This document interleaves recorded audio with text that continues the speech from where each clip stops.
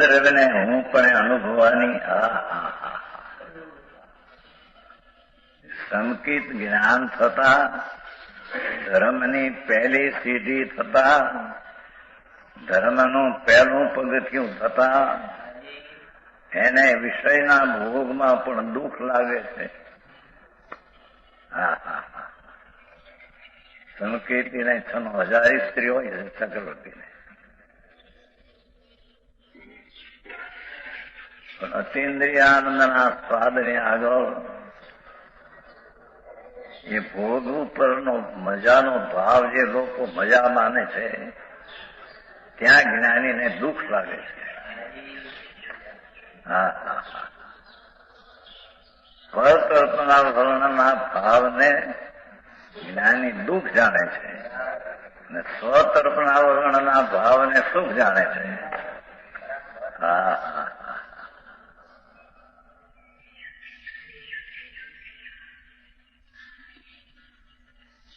પરદ્રવ્યને હું પણ અનુભવવાની અયોગ્યતા હોવાથી કર્મફળને વેતો નથી, છોડે છે, જાણે છે, વેતો નથી.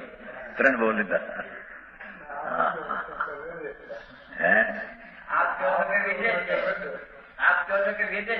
વેદે છે એ તો અહીં તો દૃષ્ટિની અપેક્ષા એ વાત છે. વેદે નહીં રાગ થાય, વેદે નહીં તો નિર્ધારાધિકારમાં આવ્યો નહીં.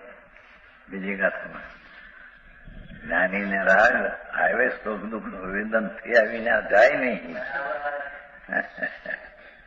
ત્યાં અલ્પ વાત લીધી છે, દરેક વેદ થઈ છૂટી જાય. પણ જ્યાં સુધી રાગ છે, જથાખ્યાત ચારિત્ર અને કેવળ જ્ઞાન નથી, ત્યાં સુધી રાગનો પણ વેદન જ્ઞાનીને છે. 10મે ગુણ સ્થાને અબુદ્ધિપૂર્વ રાગ છે, લોભનો ઉદય. ઉદય છે પણ વેદન છે કે નહીં?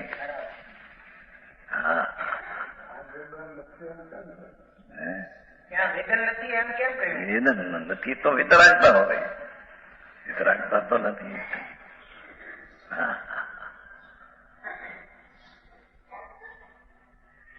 પક્ષપાત થી વાત કરે, પક્ષપાતથી એ કોઈ આ ચીજ નથી. તો વિતરાગનો માર્ગ સર્વજ્ઞ પરમેશ્વર. માટે જ્ઞાની ધર્મી એને કહીએ જેને આત્મા આનંદનો નાથ હાથ લાગ્યો છે.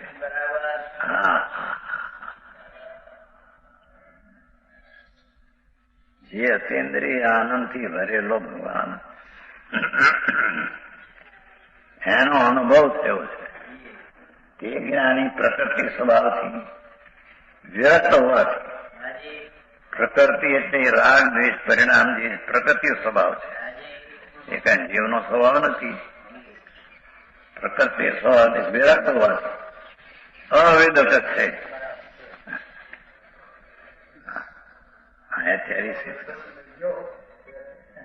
અવેદક જ છે.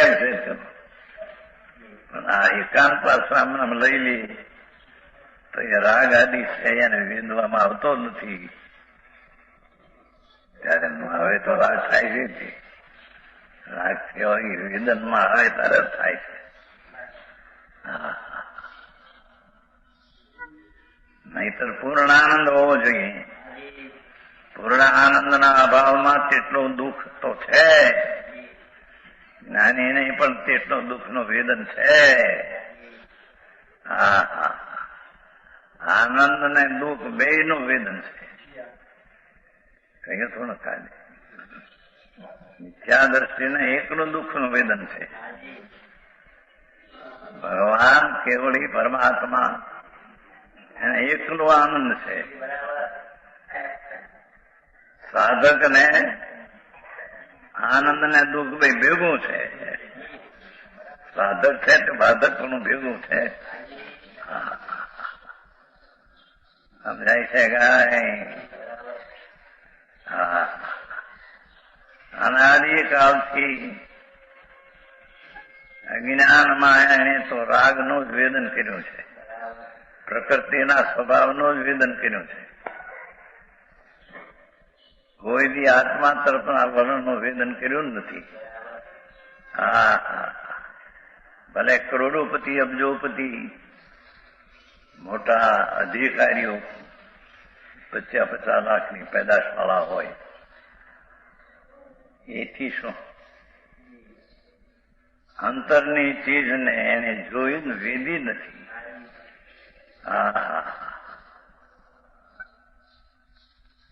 એ પ્રકૃતિનો સ્વભાવ જે પુણ્ય પાપ દયાદાન કે કામ ક્રોધ તેનું જ એને કરતાપણું અને વેદનપણું છે. એ સુખી નથી. ત્યાં પૈસા વાળા અબજોપતિ બધા સુખી નથી.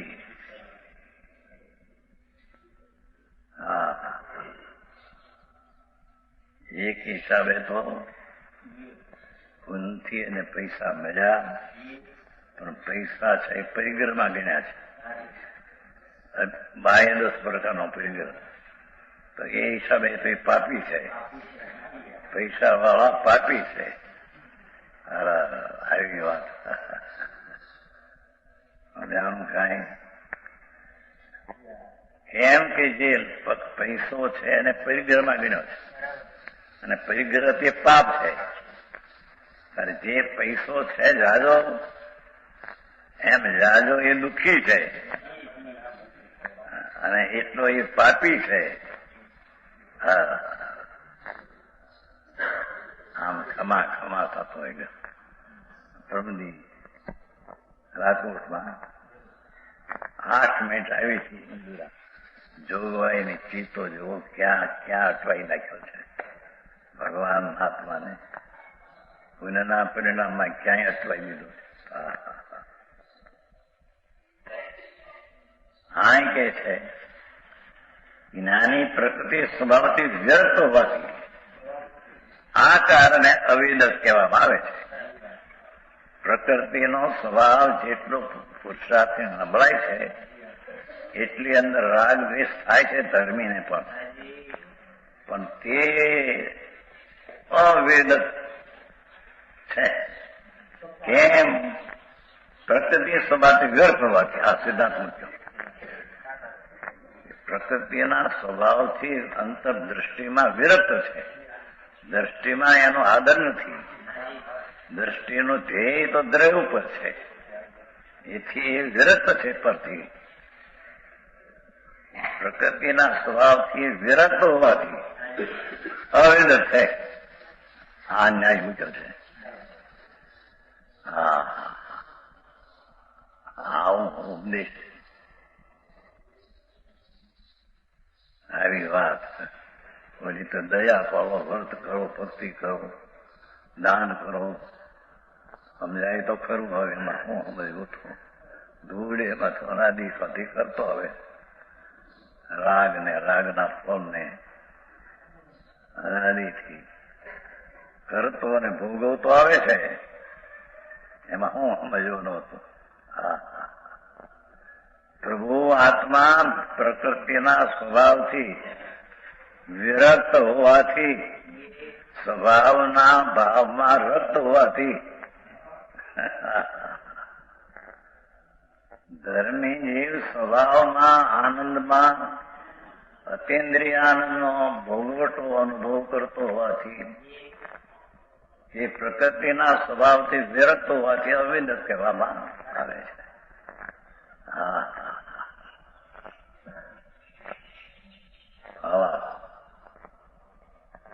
જે જેનાથી વિરક્ત હોય તે તેને સ્વવશે તો ભોગવે નહીં. પોતે સ્વવશે ભોગવે નહીં. અને પરવશે ભોગવે તો તેને પરમાર્થે ભોગતા કહેવાય નહીં. આ જાય પરવશે ભોગવવું પડે છે. પુરુષાર્થ નબળાઈને લઈ અને અજ્ઞાનીને પણ રાગ ને દ્વેષનું વેદન ભોગવું હોય છે. પણ પરમાર્થે ભોગતા કહેવાય નહીં. પરમાર્થે તેનો ભોગતા એમ છે કહેવાય નહીં. આ ન્યાય જ્ઞાની કે જે પ્રકૃતિ સ્વભાવને પોતાનો નહીં જાણતો હોવાથી, પ્રકૃતિ સ્વભાવ એટલે કામ, ક્રોધ, દયા, દાન, વ્રત, ભક્તિ એ બધા પરિણામ પ્રકૃતિ સ્વભાવ છે. એ આત્માનો સ્વભાવ નથી.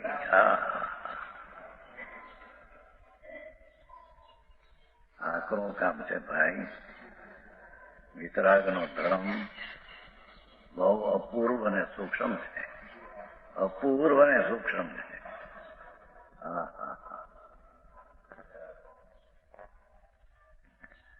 પ્રકૃતિ સ્વભાવને ધર્મી પોતાનો નહીં જાણતો હોવાથી તેનાથી વિરક્ત છે. તે સ્વયંમેવ તો પ્રકૃતિ સ્વભાવને ભોગવતો નથી. હવે આવ્યું ઉદયની બળજોરીથી પરવશ થતો કર્મનો ઉદય છે. હજી પુરુષાર્થની કમજોરી છે. એને લઈને ઉદયની બળજોરીથી પરવશ થતો પોતાની નિર્બળતાથી ભોગવે. જોયું?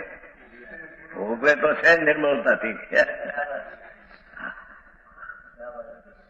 તો તેને પરમાર્થે ભોગતા કહેવાય નહીં. પ્રેમ નથી અને રુચિ નથી અને એનાથી દ્રષ્ટિમાં વિરક્ત છે. રાગના સ્વભાવથી દ્રષ્ટિથી વિરક્ત છે. પણ નબળાઈને લઈને રાગ આવે છે તેને વ્યવહાર એમ કહેવાય કે આ ભોગવે છે. ઉદયની બળજોરીથી એ કઈ કર્મને લઈને થતું નથી. પણ આ એમ સિદ્ધ કરવું છે કે જેટલો રાગ આદિ થાય ધર્મીને એ સ્વાધીન સુખની બુદ્ધિમાંથી થતો નથી. એથી એને પરવશપણે થાય છે એમ કહેવાય. પરવશ નામ કર્મથી થાય છે એમ થાય છે પોતાથી. પણ પર્યાયમાં સ્વભાવ સન્મુખની દ્રષ્ટિના જોરને લઈ પર્યાયમાં રાગ આદિ થાય એનો પણ તે ભોગતા કહેવાતો નથી. આવી વાત છે. આમાં ધર્મ શું કરવો? ધર્મ કેમ થાય? આમ થાય. ચૈતન્ય પ્રકૃતિના સ્વભાવથી વ્યર્થ જાણવો.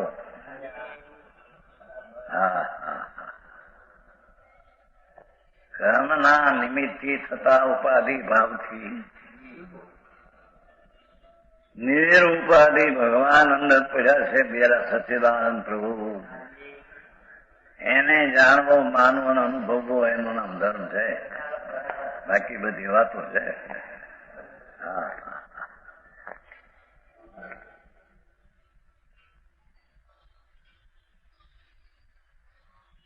ઉદયની બળજોરી કીધી.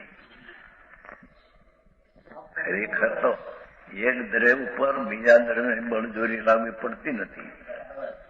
એક દ્રવ્ય બીજા દ્રવ્યને અડતું નથી. શું કીધું? કર્મનો ઉદય આત્માને અડતોય નથી. આત્મા એને અડતો નથી. કેમ કે દ્રવ્ય ભિન્ન ભિન્ન છે. ભિન્ન દ્રવ્યમાં ભિન્ન દ્રવ્યનું અડવું ત્રણ કાળમાં થતું નથી. પણ પુરુષાર્થની નબળાઈથી પ્રકૃતિનો સ્વભાવ આત્માના સ્વભાવથી વિરુદ્ધ હોવાથી થયો. એથી બળજોરીથી એમ કહેવામાં આવ્યું. એને હોશ નથી કે રાગને કરીને ભોગવું એનો હોશ નથી. એથી થાય છે પોતાના પુરુષાર્થથી. છતાં પ્રકૃતિનો સ્વભાવ બળજોરીથી પરવસ્યો.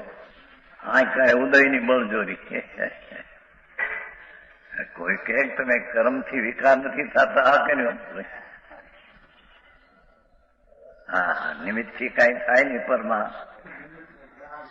કહ્યું પરમાર્થ છે જો ઉદયની બળજોરીથી પરવશ થયો. એનો અર્થ આત્મા જ્ઞાન ને આનંદનું ભાન હોવા છતાં, એનું વેદન હોવા છતાં પુરુષાર્થની નબળાઈથી જરી પ્રકૃતિ તરફના વર્ણનવાળો રાગદ્વેષ થાય એને પરના બળજોરીથી કહેવામાં આવ્યું છે તો પોતાના પુરુષાર્થની નબળાઈનું કાર્ય. હા હા હા, શબ્દે શબ્દે વાંધા ઉઠાવે ઉઠે. કર્મની બળજોરીથી વિકાર થાય છે. ત્રણ કાળમાં વાત સાચી નથી. કર્મ આત્માને અડતું નથી, આત્મા કર્મને અડતો નથી. ત્રણ કાળ, ત્રણ લોકમાં. બે આંગળી છે, ચાહે આ આંગળી આને અડતી નથી. કોણ માને? અડે છે એ સંયોગથી જોવે છે. આ અહીંથી જોવે છે, ન અડે એ અહીંથી જોવે છે. આની સાથે આને સંબંધ કાંઈ નથી, એથી એને આંગળીના અડતી જ નથી. પણ સંયોગ આનાથી આમ જોનારને, આ સંયોગથી જોનારને અડે છે એમ દેખાય, સ્વભાવથી જોનારને અડતી નથી એમ દેખાય છે.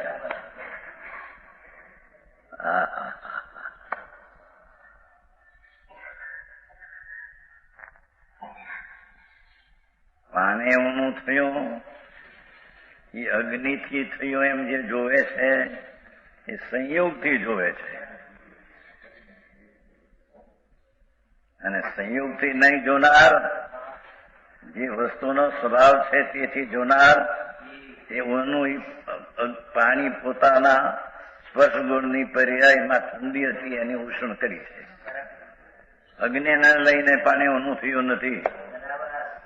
હા હા, એમ કર્મને લઈને આત્મામાં વિકાર થયો નથી. પણ આ આત્માનો આનંદ ને જ્ઞાનનો જોર હોવાથી સંકેતીને એનો પ્રેમ નથી, તેમ તેની રુચિ નથી. તેથી પુરુષાર્થની નબળાઈને કર્મના બળજોરીમાં નાખીને કાઢી નાખવા માંગે. હા હા હા, ભાવ કર્મની વાત થાય. ભાવ કર્મ વાત છે ને. હા હા,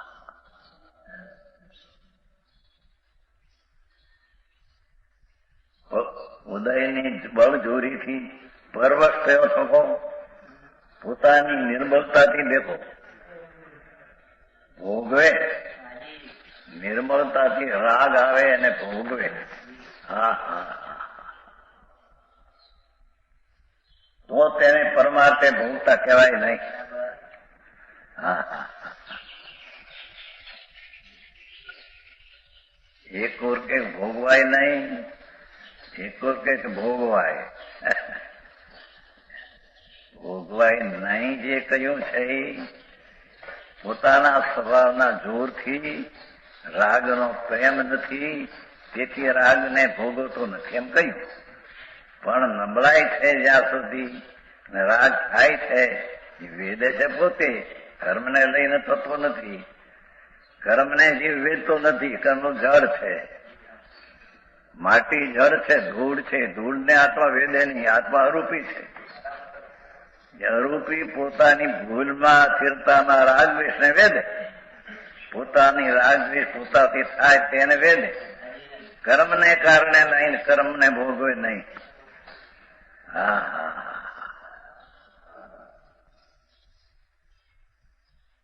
આવું સ્વરૂપ છે.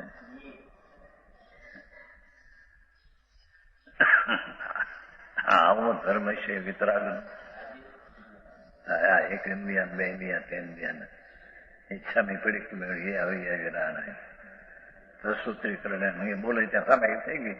હાથ પાઠ બોલ્યા બેઠો, ધૂળમાં નથી સમાય. મિથ્યા છે, સમાય કેવી ત્યાં? હજી આત્મા રાગનો એક કરતા નથી એવી દ્રષ્ટિ થઈ નથી, અને અકર્તા એવો ચૈતન મૂર્તિ જેને અનુભવમાં આવ્યો નથી એને અંદરમાં ઠરવાની ક્રિયા આવે ક્યાંથી? અમાયકને તો અંદર સ્વરૂપમાં ઠરવાની ક્રિયા છે. પણ એ સ્વરૂપ જ અનુભવમાં આવ્યું નથી અને તપ થવાની ક્રિયા હોય ક્યાંથી? હા,